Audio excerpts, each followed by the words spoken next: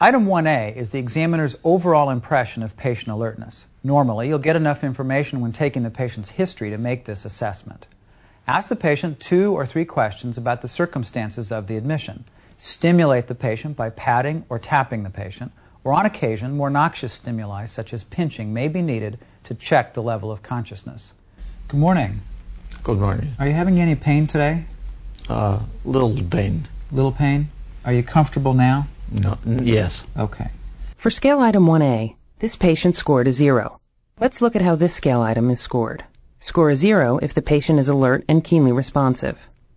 Score a 1 when the patient is not alert but can be aroused with minor verbal stimulation. Score a 2 for the patient who is not alert and requires repeated stimulation to attend, or who requires strong, painful, or noxious stimulation to make movements. Score a 3 if the patient makes only reflexive posturing movements in response to repeated painful stimuli. A patient with a 3 on this scale item is generally considered to be in a coma. A patient suspected to be in a coma should be stimulated by rubbing on the chest or by using a painful stimulus. A 3 is scored only if the patient makes no movement other than reflexive posturing in response to noxious stimulation.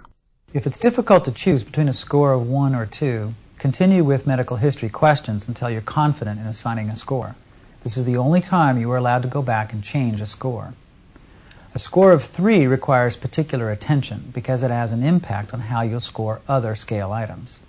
In patients who appear to be in a coma and who score less than 3, you must attempt all items, but realistically, you will likely fall back on the predefined default values for coma patients. I will discuss these default values as we go along. They're also summarized in the scoring manual. You must choose a score, even if confronted with obstacles, for example, endotracheal tube, language barrier, orotracheal trauma, or bandages.